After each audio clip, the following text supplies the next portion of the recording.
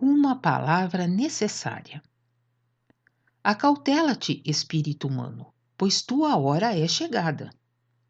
Só para maldades te serviste do tempo que te foi outorgado para o desenvolvimento que tanto almejavas. Acautela-te com a tão atrevida presunção de teu raciocínio que te arremessou nos braços das trevas, que hoje, triunfantemente, te cravam as garras. Levanta o olhar, estás no juízo divino. Despertai e tremei, todos vós, que por causa da estreiteza e visão restrita, vos aglomerais ao redor do bezerro de ouro das coisas efêmeras, como borboletas atraídas por falsos fulgores. Por vossa causa quebrou outrora Moisés, enfurecido e decepcionado, as tábuas das leis de vosso Deus, destinadas a vos auxiliar na escalada para a luz. Esse quebrar foi o símbolo vivo de que a humanidade inteira não merecia conhecer a vontade de Deus. Aquela vontade que ela repeliu num comportamento frívolo e numa presunção terrena, para dançar ao redor de um ídolo que ela própria fizera, e assim dar livre expansão aos desejos próprios. Mas agora se aproxima o fim, no último efeito retroativo. As consequências, o revide. Pois nessa vontade divina, outrora tão levianamente rejeitada, deveis agora arrebentar-vos. Aí não adianta mais nenhuma queixa, nenhum pedido, pois durante milênios vos foi dado tempo para a reflexão. Mas jamais tivestes tempo para isso. Não quisestes, e ainda hoje vos cuidais demasiado sábios em vossa incorrigível presunção. Não quereis reconhecer que exatamente nisso se mostra a maior estupidez. E assim, acabastes transformando-vos neste mundo nos vermes nocivos que outra coisa não sabem fazer senão injuriar com obstinação toda a luz, porque em vossa teimosia, cavando só nas trevas, perdestes toda a possibilidade de soerguer livremente o olhar no perscrutar, para reconhecer ou suportar a luz. Com isso, sois agora marcados por vós próprios. Por conseguinte, recuareis cambaleando, ofuscados, tão logo a luz torne a raiar, e afundareis irremediavelmente no abismo que já se abriu atrás de vós, a fim de tragar os então condenados. E aí haveis de ficar atados inexoravelmente, para que assim todos quantos se esforçam por encontrar a luz possam achar com reconhecimento bem-aventurado o caminho livre dos estorvos de vossa presunção e de vossos desejos, que vos levam a aceitar lantejoulas ao invés de ouro puro. Afundai nesse pavor letal que vós próprios preparastes com incrível afinco. Doravante, não devereis poder perturbar mais a verdade divina. Como se afoitam os homúnculos por apresentar seu ridículo e aparente saber, trazendo-o para o primeiro plano, perturbando dessa maneira tantas almas que poderiam salvar-se, se não tivessem caído nas garras desses depredadores do espírito, que, quais salteadores, espreitam no primeiro lance do caminho, aparentando seguir na mesma direção. Que é, porém, que oferecem realmente? Com grandes gestos e palavras vazias, baseiam-se vaidosos e ostensivos em tradições, cujo verdadeiro sentido nunca compreenderam. A boca do povo emprega para isso uma boa expressão: batem palha vazia. Vazia porque não levantaram do chão concomitantemente os grãos propriamente, já que para tanto lhes falta a compreensão. Tal estreiteza de compreensão está disseminada por toda parte. Com teimosia bronca, repetem frases alheias, já que não podem dar nada de seu. Contam-se aos milhares os que disso fazem parte, e há outros milhares ainda que cuidam possuir com exclusividade a verdadeira fé. Humildemente advertem, com satisfação íntima, a respeito da presunção, onde se trata de coisas acima da sua capacidade de compreensão. São dos piores até.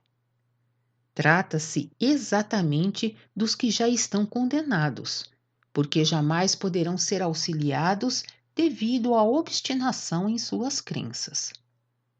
Quando perceberem que foi um erro, já não adiantará mais qualquer espanto, lamento ou súplica, pois não quiseram de maneira diferente, perderam seu tempo. Não se deve sentir tristeza por causa deles. Cada instante é demasiado precioso para que se possa perdê-lo com esses que querem saber tudo melhor, pois jamais despertarão de sua teimosia, mas afundarão nisso cegamente, com palavras repugnantes e asquerosas, com afirmações de sua crença em Deus, com seu apenas ilusório reconhecimento de Cristo.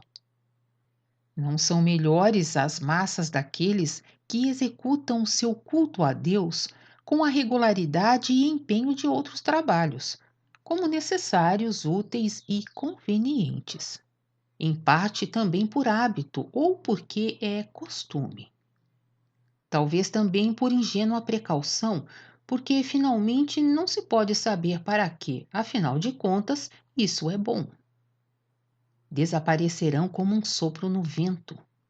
Com mais razão, pode-se lastimar os pesquisadores, que, não obstante sua sincera vontade de investigação, deixam de sair do matagal em que se remexem infatigavelmente, supondo encontrar aí um caminho que vá ter ao começo da criação. Isso, contudo, de nada adiantará, não valendo sequer como desculpa. Aliás, estes são poucos, pouquíssimos. A parte principal dos que se intitulam pesquisadores se perdem em brincadeiras que nada exprimem. A maioria restante da humanidade, porém, não tem tempo para introspecção. Aparentemente, trata-se de indivíduos terrenos muito atormentados, bastante sobrecarregados com o trabalho, a fim de conseguir preencher os desejos terrenos e as necessidades cotidianas, e por último também outras coisas que se acham muito além. Não reparam que os desejos, quanto mais satisfeitos, mais aumentam, e que devido a isso não se lhes apresenta nunca a meta final. E os que se esforçam assim nunca chegam a obter tranquilidade, nunca encontram tempo para o despertar interior. Absolutamente sem alvo elevado para a eternidade, eles se deixam arrastar através da existência terrena, escravizados pelas cobiças terrenas. Enfim, exaustos por tal atividade, precisam ainda cuidar também do corpo, repousando, distraindo-se, mudando de ambientes. Logicamente, não lhes sobra tempo para as coisas extraterrenas, espirituais. Caso de vez em quando sobrevenha aqui e acolá alguma tênue intuição com referência ao depois da morte, ficam, na melhor das hipóteses, algo pensativos por um momento, mas nunca se deixam dominar nem despertar por isso, recalcando logo irritados tudo isso, e lamentando que, mesmo que quisessem realmente, não poderiam se incomodar com isso. Para tanto, não dispõem de tempo nenhum. Muitos querem até que a possibilidade lhes seja facultada por outros. Também não é raro se queixarem do destino e resmungarem contra Deus. Com todos esses, cada palavra evidentemente é perdida, pois jamais quererão reconhecer que dependia deles mesmos exclusivamente dar outra forma a tudo isso. Para eles, só há necessidades terrenas que vão sempre aumentando à medida dos sucessos. Nunca desejaram seriamente outra coisa. Sempre criaram obstáculos de toda sorte a tal respeito. Levianamente relegaram isto para o quinto ou sexto lugar, a que só se dirigem em graves aflições ou na hora da morte. Para todos, isto permaneceu até hoje coisa secundária, que ainda tem tempo. Tendo-se dado eventualmente um ensejo bastante notório para se ocuparem seriamente com isso, surgiram logo desejos extras que não passam de desculpas, como quero antes de mais nada fazer isto ou aquilo, e depois sim, de bom grado, estarei disposto a tanto. Exatamente como Cristo já mencionara outrora. Em parte alguma se encontra a seriedade tão indispensável, a mais necessária de todas as coisas. Tal lhes parecia demasiadamente distante. Por esta razão, agora estão todos perdidos. Todos. Nenhum deles logrará a entrada no reino de Deus. Frutos apodrecidos para a ascensão, que só espalham mais ainda esta podridão à sua volta. Considerai, pois, vós mesmos, quem então ainda pode sobrar. Um quadro triste, contudo, infelizmente, bem verídico. E quando agora o juízo amolecer a humanidade, toda ela cairá depressa de joelhos na poeira. Contudo, imaginai já hoje de que maneira ela então se ajoelhará. Em todo o seu estado miserável e ao mesmo tempo ainda arrogantemente, pois novamente apenas lamentando e pedindo que lhe seja dado auxílio, que lhe seja retirada a pesada carga com que eles próprios se sobrecarregaram e que os ameaça esmagar. Tais são suas súplicas. Ouvis bem? Pedem o afastamento do suplício, porém, nenhum pensamento aí na própria melhora interior. Nem sequer um desejo sincero de mudança voluntária da falsa compreensão em que andaram, visando apenas a coisas terrenas. Nem a mínima vontade de reconhecer seus erros e faltas de até então, e nem de confessá-los corajosamente. E quando então o Filho do Homem, na grande aflição, se apresentar entre eles, tratarão logo de estender as mãos para ele, chorando, suplicando, porém somente na esperança de que os ajude segundo seus desejos, isto é, que suspenda o sofrimento, conduzindo-os a uma nova vida. Ele, porém, repelirá a maior parte desses pedintes como vermes venenosos, pois todos estes que aí estão suplicando, depois de um tal auxílio, logo tornariam a cair em seus antigos erros, envenenando o ambiente. Ele acolherá somente aqueles que lhe pedirem forças a fim de se erguerem finalmente para uma contínua melhora. Aqueles que se esforçarem cheios de humildade para afastar a teimosia até então mantida e saudarem alegremente a palavra da verdade que promana da luz como salvação.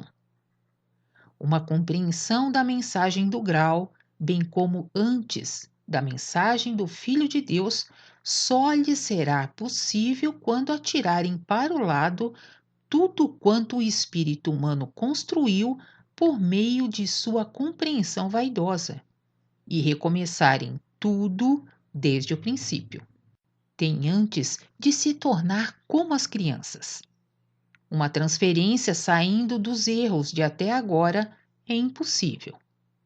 Faz-se mister formar tudo de novo, desde a base, crescendo e se fortalecendo pela simplicidade e humildade. Se os seres humanos fossem ajudados de acordo com o que pedem na hora do perigo e da aflição, tudo seria depressa esquecido outra vez assim que lhes fosse tirado o temor. Sem escrúpulos em sua incompreensão, novamente começariam a criticar em vez de ponderar com acerto. Uma tal perda de tempo será inteiramente impossível no futuro, pois a existência desta parte do mundo está correndo para o seu final. Para cada espírito humano significa agora ou uma coisa ou outra: salvação dos emaranhados por ele criados ou afundamento nisso. A escolha é livre, mas as consequências da resolução são decisivas e imutáveis. Como libertados de uma grande pressão, os salvos então respirarão e jubilarão, tão logo as trevas imundas e repelentes forem finalmente açoitadas pelos golpes de espada da luz e atiradas às profundezas que lhes competem, junto com as criaturas que a elas quiseram apegar-se. Então a terra ficará purificada de todos os pensamentos pestíferos, reerguendo-se virginalmente, e a paz florescerá para todas as criaturas humanas.